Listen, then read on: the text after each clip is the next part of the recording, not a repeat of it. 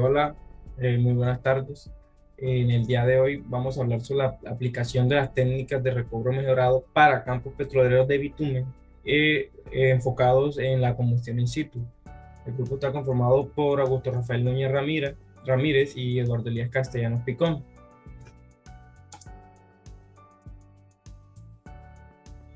Bueno, aquí podemos observar los autores de este artículo. Sí, este artículo es hecho en Turquía, sí, en la Universidad de Turquía.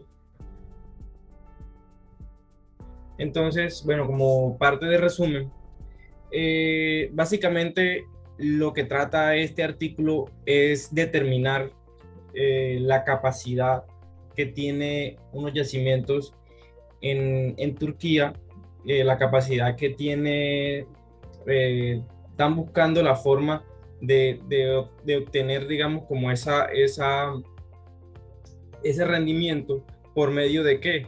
Por medio de unos experimentos de combustión in situ. Y esto se realizó con muestras de los depósitos de lutitas bituminosas de Seyitomer, Himetoglu y Atildak. ¿Sí? Estos son, digamos, como por así decirlo, los campos turcos donde obtenemos las lutitas. Entonces, los resultados demuestran que estas lutitas bituminosas son adecuadas para la producción de petróleo mediante técnicas de lo que es combustión in situ.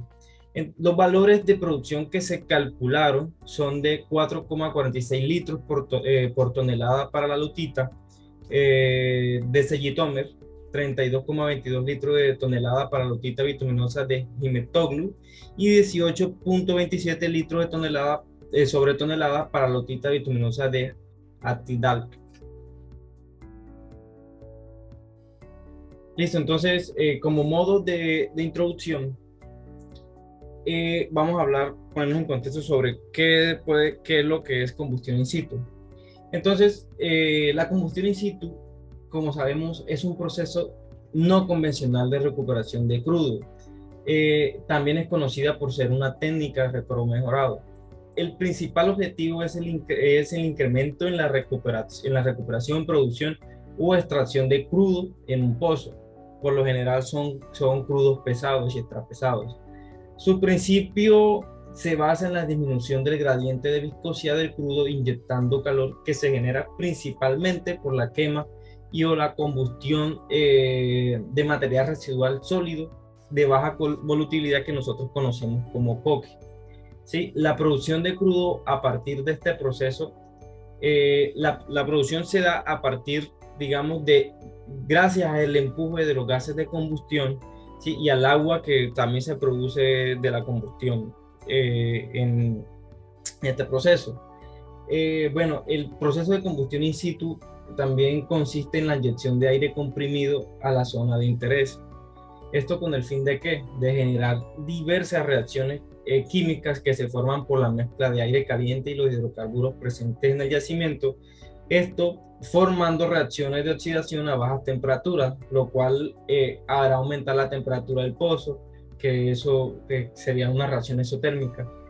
Y esto hasta iniciar el proceso de ignición o pirólisis, el cual este va a generar la disminución del gradiente de viscosidad y este va a dar el empuje necesario para la producción del crudo. Eso es básicamente lo que es combustión in situ, que es recuperar la mayor cantidad de crudo posible de un pozo. Por lo general son maduros, ya que han obtenido ya, digamos, como la gran mayoría de ese crudo. Entonces, quieren buscar como la viabilidad o la forma de extraerle toda esa cantidad de crudo presente.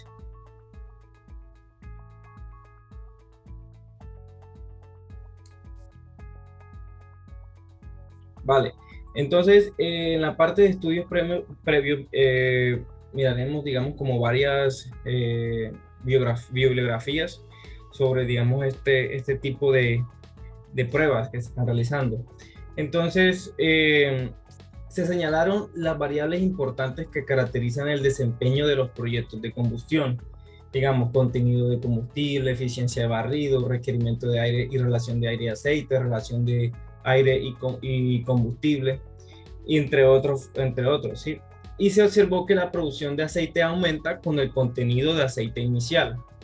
Un aumento en el contenido de aceite también aumenta la disponibilidad de combustible y el requerimiento de aire. Pero pues este aumento es relativamente pequeño en comparación con el aumento de la producción de petróleo. Entonces, podemos observar, digamos, una biografía. Hayashitani postuló varios modelos de reacción de craqueo térmico que podrían incorporarse en simulaciones numéricas de procesos de recuperación térmica para las arenas petrolíferas de Athabasca. También aquí se propusieron varios mecanismos de pseudo-reacción para simular los resultados experimentales.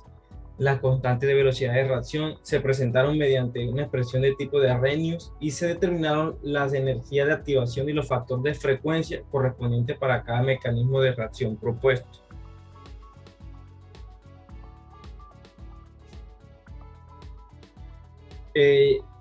Diyashei se centró en el control de superficie del movimiento del frente térmico en un proceso de inundación por incendio. Se elaboraron y probaron métodos de medición de superficie de campos magnéticos y eléctricos, debido a la influencia térmica en la formación y la saturación de los fluidos. Los resultados de estudios prácticos realizados en un campo piloto han mostrado la aplicación de los métodos sugeridos. Spade y Moschopedis, ellos investigaron métodos para introducir funciones de oxígeno en el betún. Se describieron comparaciones de las propiedades del producto con las del betún no tratado, con el fin de estudiar los efectos de estas funciones y evaluar su desempeño durante la recuperación in situ.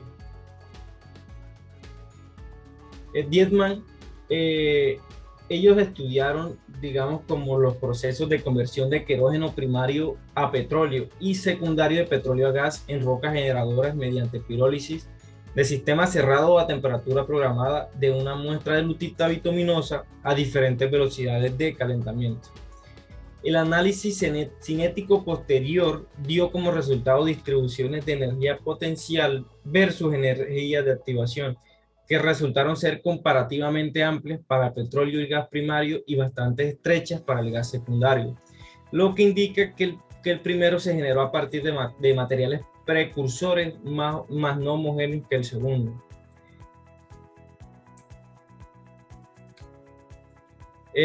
Mamora y Brigham estudiaron el efecto de la oxidación a baja temperatura, que es el LTO, sobre el combustible y el aceite producido durante la combustión in situ.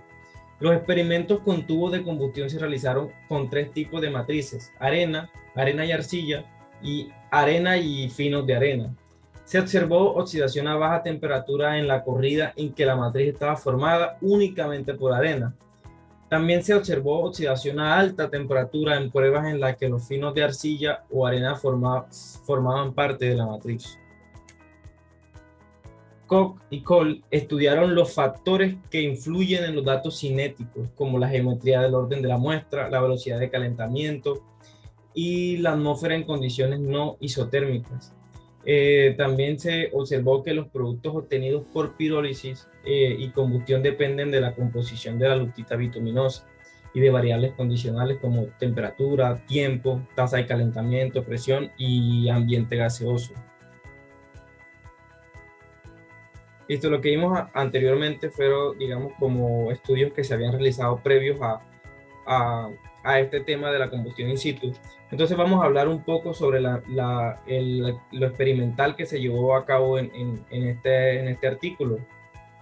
Entonces, en esta investigación se utilizaron muestras de bitumen de los campos turcos debido a sus reservas y explotabilidad, ¿sí? Entonces, estas lutitas, en el caso del yacimiento Seyitomer, es una lutita ligeramente enriquecida en materia orgánica. Las muestras de esquisto bituminoso, ¿sí?, utilizadas en esta investigación tenían un tamaño de partícula de malla de menor a 60 y se prepararon de acuerdo con las normas ASTM. Los análisis aproximados y finales de las muestras se dan en la tabla 1. Aquí podemos observar, digamos, los diferentes bitúmenes de los yacimientos. Podemos observar el valor calorífico de cada uno, podemos observar de cada uno, y los componentes en porcentaje. Podemos observar el porcentaje de agua, el mayor es de Hinmetoglu, podemos verlo, seguido de ceniza. Ceniza están básicamente mismo rango, un rango muy parecido. El carbono, el que más tiene es Hinmetoglu.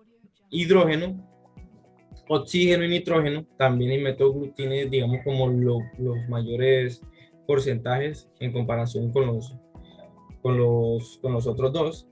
Y de azufre podemos encontrar estos valores que vemos a continuación. Entonces, digamos que la configuración experimental utilizada en esta investigación es un conjunto de celda de combustión que consiste en un tubo de combustión de acero en el que se empaqueta la lutita bituminosa y se encierra dentro de una camisa de aislamiento, como vemos en la figura.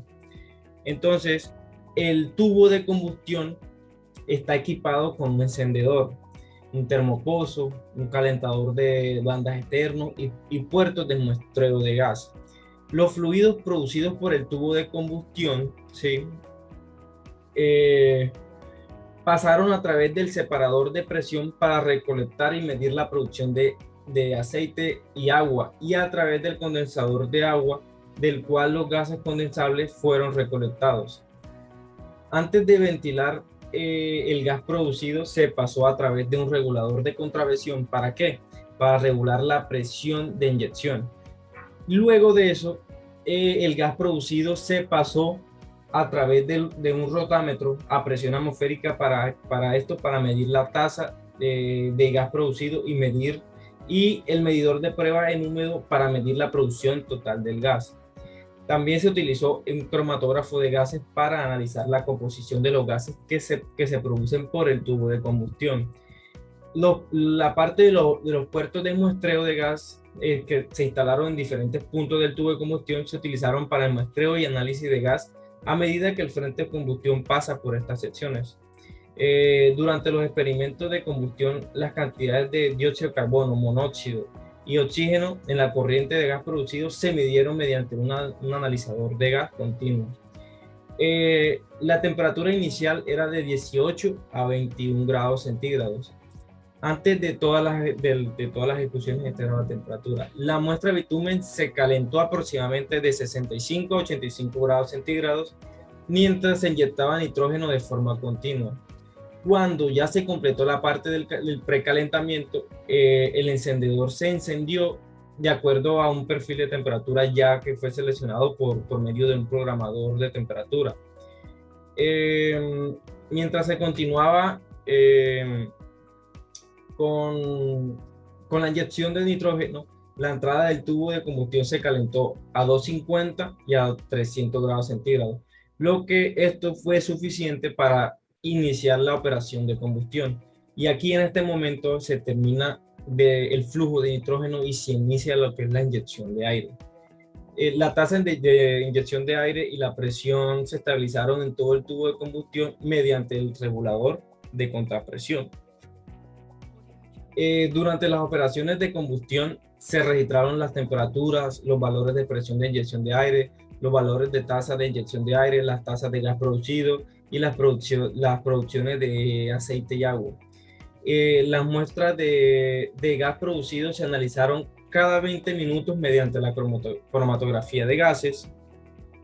Los gases producidos también fueron analizados por el analizador continuo de gases. Esto para verificar que consistencia y repetibilidad. Y aparte, estos experimentos se realizaron 2 veces. Entonces, como podemos observar, este ya es el diseño donde se realizó esta prueba de tubo de combustión in situ. Aquí podemos observar las válvulas, podemos observar los tanques, los manómetros, filtros de aire. Todo esto es para que la prueba, digamos, sea lo más eficiente y lo más parecido a una prueba en campo. Bien, continuando con lo que mi compañero estaba mencionando, Tenemos que esto es, como mi compañero lo explicaba, el equipo utilizado para hacer una prueba de tubo. Entonces aquí tenemos el tuyo, vamos a tener lo que es la inyección de nitrógeno y se le van a hacer unas distintas pruebas de gases en una cromatografía que tenemos en esta parte. Pero para todo esto se deben de tener varios parámetros y varios perfiles de temperatura, los cuales les mostraré a continuación.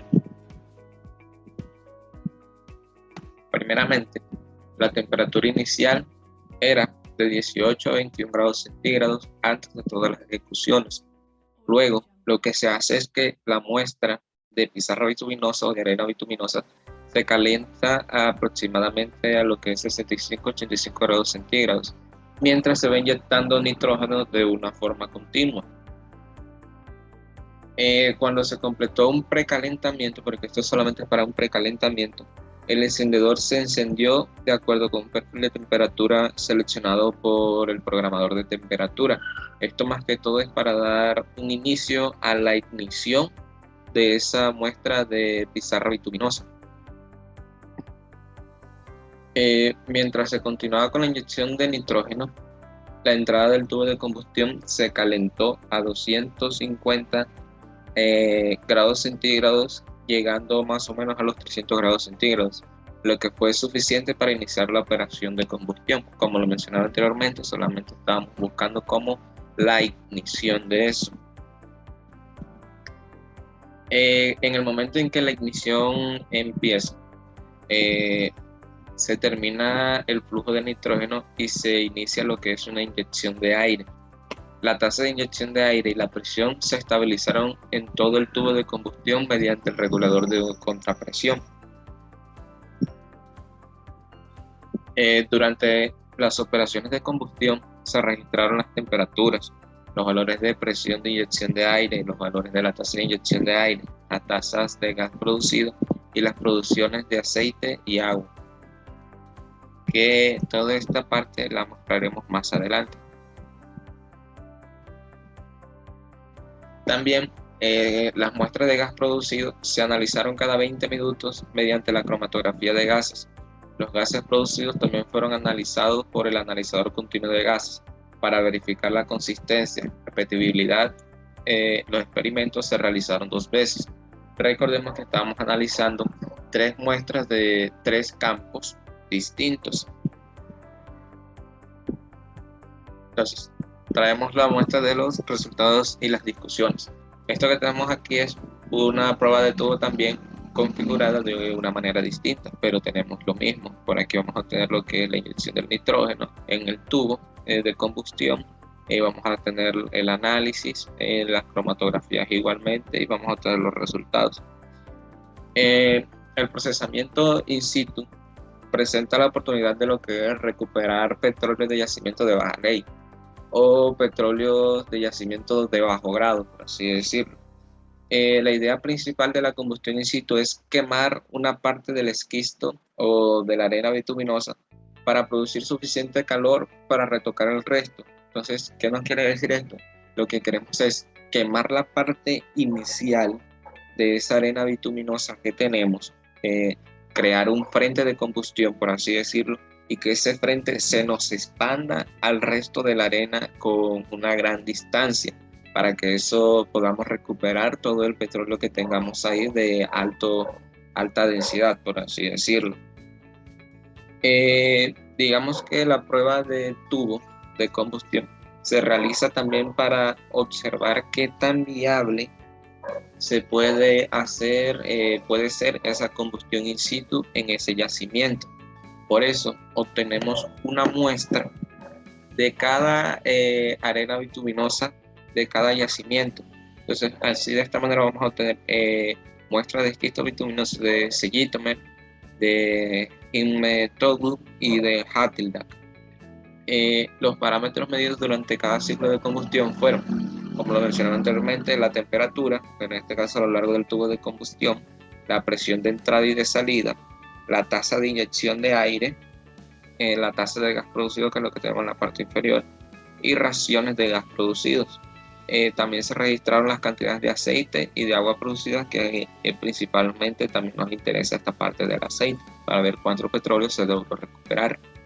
Entonces, la base de todo esto es quemar una parte de la arena bituminosa y observar qué gases se nos producen y cuánto estamos logrando recobrar de ese petróleo que tenemos ahí. Porque recordemos que aquí en esta parte es donde se va a introducir la muestra de ese bitumen que se extrajo del yacimiento. Entonces se van a llevar distintas condiciones del pozo y los vamos a hacer pasar por, así decirlo, agua, petróleo, todo eso. Y por último, lo que se le realiza es la combustión. Entonces lo que se quiere es llevar esa arena principalmente a las condiciones en las que se encuentra el yacimiento. De esta manera, luego de haber realizado todo lo anterior y de haber puesto en marcha todo el proceso, se tiene esto primeramente, los perfiles de temperatura a lo largo del tubo. Aquí solamente tenemos el perfil de temperatura de Hammett-Toglu, que es lo que tenemos aquí. Entonces, tenemos la temperatura versus la distancia. Entonces, aquí lo que tenemos es que a una distancia corta, la temperatura es alta. Y eso se da para cualquiera de los minutos. En 105 minutos, 165, 205, 235, 265, 295 y 325. Vemos que la temperatura es alta a una corta distancia, por así decirlo. O también podemos decir que a medida que pasa el tiempo, el frente de combustión va arrastrando. No sé si me va a entender, o sea, el frente de combustión va avanzando a lo largo del tubo de combustión. Y si observamos que empezamos en 105, tenemos un frente bajo, ya después la muestra empieza a calentar y vemos cómo ese frente de combustión que estamos creando empieza a rodarse a lo largo de los minutos.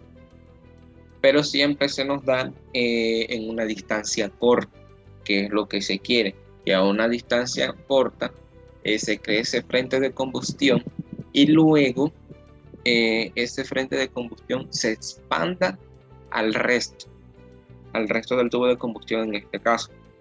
La temperatura máxima y la ubicación de los termopares para la lutita bituminosa de Hammett-Toglu en función del tiempo se muestra lo que es en esta tabla 2.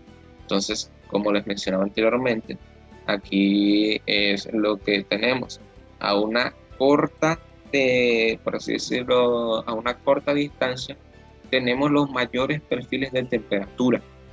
A partir de ahí ya esto empieza a disminuir, es lo que en sí se quiere demostrar.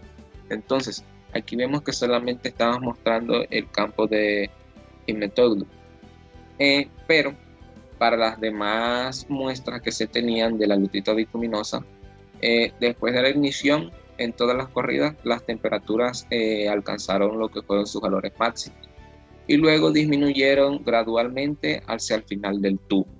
Es decir, que ya el proceso, como les mencionaba, se había producido, ya se había expandido todo ese calor. Hubo solamente en las pruebas realizadas un ligero cambio en la lutita bituminosa de Zeytime, que se observaron varias fluctuaciones en las curvas de temperatura. Estas fluctuaciones pueden ser el resultado de una permeabilidad heterogénea debido a un empaque inadecuado.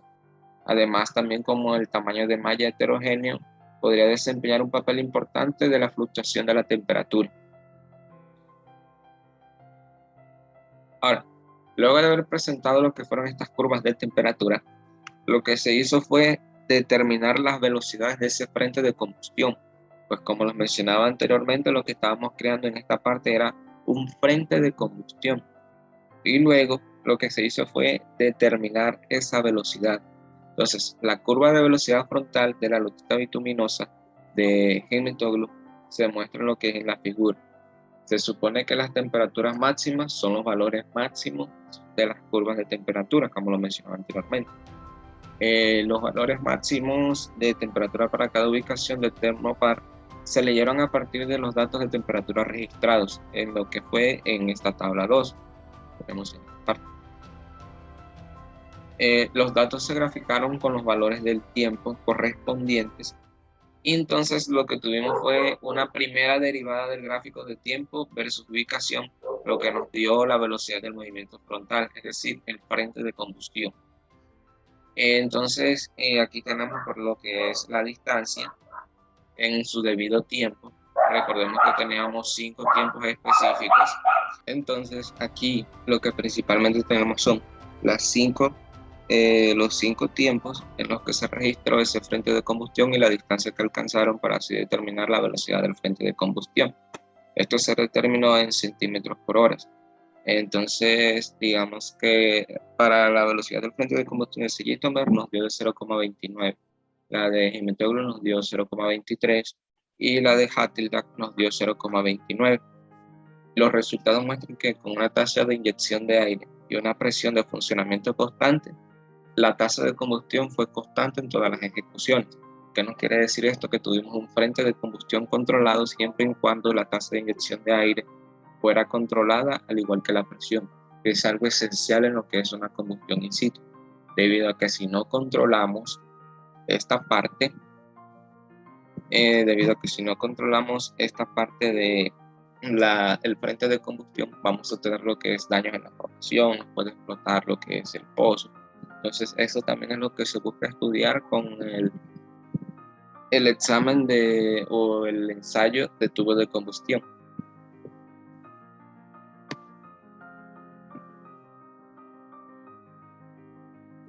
Entonces, como también se mencionaba, se van a estudiar lo que es el gas producido durante las operaciones de combustión. Entonces, principalmente vamos a tener el nitrógeno, porque era lo que se le inyectaba al tubo de combustión. Vamos a tener lo que es el dióxido de carbono, el monóxido de carbono y el oxígeno. Entonces, aquí lo que tenemos es lo siguiente. El nitrógeno se tiene en grandes cantidades porque, como lo mencionaba, es lo que se le va a inyectar al tubo de combustión. Pero lo que se nos interesa que se nos produzca es el dióxido de carbono, debido a que el dióxido de carbono nos produce ese frente de combustión que estamos buscando. Y como vemos, lo tenemos en altas cantidades. Esto es en porcentaje de volúmenes. El oxígeno, vemos que también se nos está produciendo. Tenemos que en Sellistomer tenemos una baja producción de oxígeno debido a que ese oxígeno se va, por así decirlo, consumiendo en ese proceso de combustión. Esto suele variar dependiendo de las condiciones en las que tengamos esa muestra de lutita bituminosa. Como sabemos, cada yacimiento tiene sus propias propiedades, entonces eso suele variar en cada yacimiento. También tenemos una producción de monóxido de carbono, por así decirlo, baja, pero lo que más nos interesa es la producción del dióxido de carbono para que se nos pueda producir ese frente de combustión y mantenerlo controlado.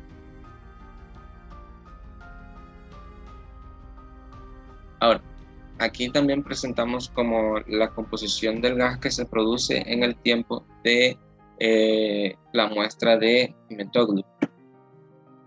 ¿Por qué estamos mostrando esto? Porque esta, digamos que fue la que más anomalías presentó, o sea, la que tenía muchas más propiedades del yacimiento. Las otras eran algo estables, esta no era tan estable, por así decirlo.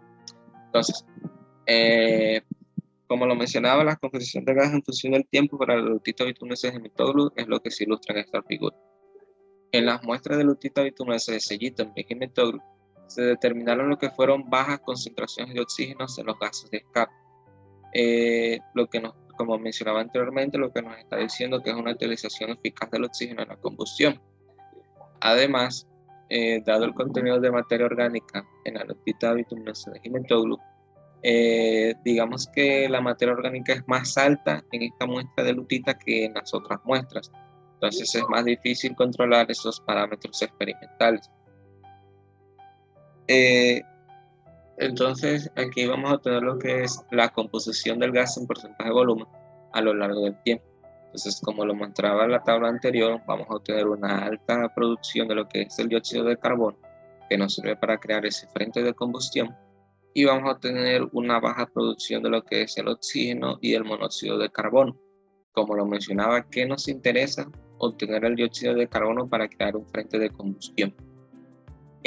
Una de las debilidades de este proceso es que principalmente no se sabe qué hacer con ese dióxido de carbono que se obtiene por el tubo de producción del yacimiento. Recordemos que inyectamos el gas o el aire y esto nos va a producir la combustión, entonces también vamos a producir lo que es el dióxido de carbono y todo eso nos va a subir por la tubería de producción.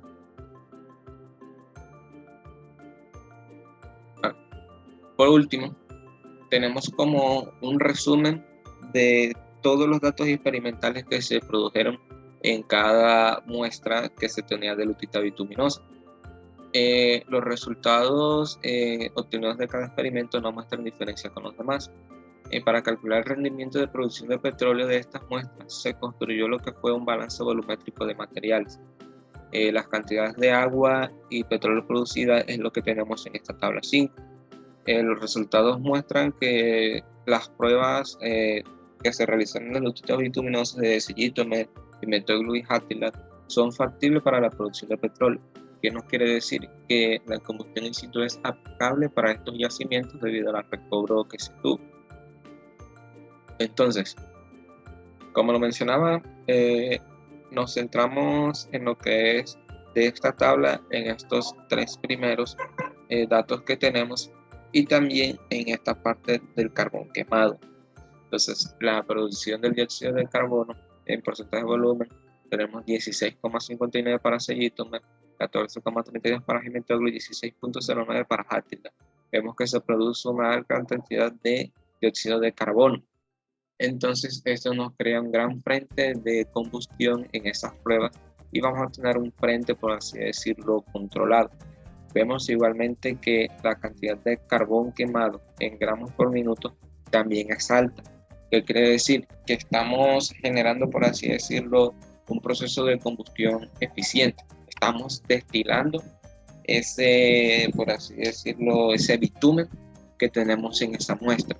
Entonces ese bitumen lo estamos convirtiendo en un petróleo que tenga una baja densidad para poder ser transportado por esa tubería de producción. Porque recordemos que el bitumen tiene una alta densidad, es muy viscoso y es muy difícil de transportar. El bitumen es más que todo lo que compone en gran mayoría lo que es el asfalto.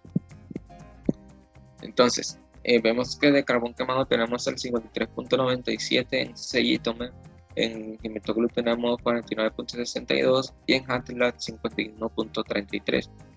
Digamos que el carbón quemado es como la formación del poke que teníamos en esa arena bituminosa. Recordemos también que la base principal de la combustión es tener coque, es decir, el calentamiento o el proceso de combustión se da sobre esa zona y desde esas zonas se empiezan a formar lo que es los distintos derivados del petróleo a una menor viscosidad y a una baja densidad. Entonces, la producción de agua y de petróleo que tenemos en el tubo son los siguientes. Teníamos lo que es una producción de los 19 centímetros cúbicos. Esto en litros por tonelada quiere decir que son 4,46 litros por tonelada que se tenía de esto. Y la producción de agua era de 357 centímetros cúbicos. Para Pimetóglou tenemos que, digamos que es donde se dio como un buen recobro en esta parte, porque vemos que tenemos 116 centímetros cúbicos o 32,22 litros por tonelada. En una muestra de 3.600 gramos. Para lo que es la muestra de Hattilat, lo que tenemos es que en una muestra de 6.950 gramos, el petróleo que se produjo fue de 127 centímetros cúbicos y tuvimos una producción de agua de 67 centímetros cúbicos.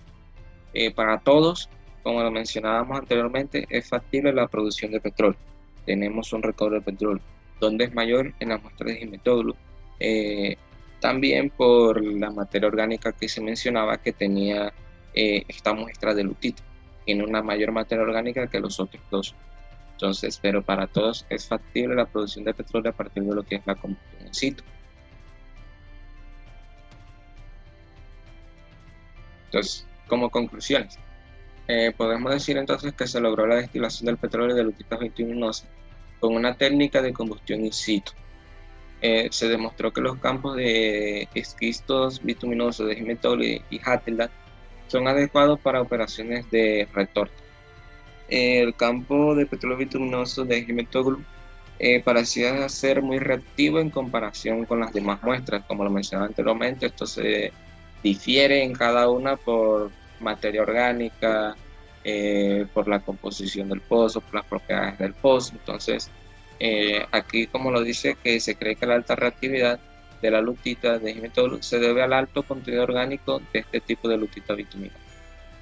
De acuerdo con las velocidades del frente de combustión calculadas, se puede decir que las tasas de combustión fueron consistentes a lo largo de las corridas. Todos los experimentos se llevaron a cabo a una velocidad de inyección de aire constante. Esto es algo muy importante de esta prueba de tubo de combustión, debido a que de aquí se difiere cómo se mantiene controlado ese frente de combustión en el pozo para evitar daños a la formación. Dado que el porcentaje de oxígeno en los gases de salida era relativamente menor, se concluyó que el consumo de oxígeno durante las operaciones de combustión era efectivo. Es decir, el oxígeno nos estaba colaborando, por así decirlo, a ese frente de combustión. Aquí presentamos lo que es la bibliografía teórica de ese artículo utilizado, de donde se sacaron las imágenes, que es la misma que la teórica. Y muchas gracias a todos por su atención y eso fue toda la exposición de hoy.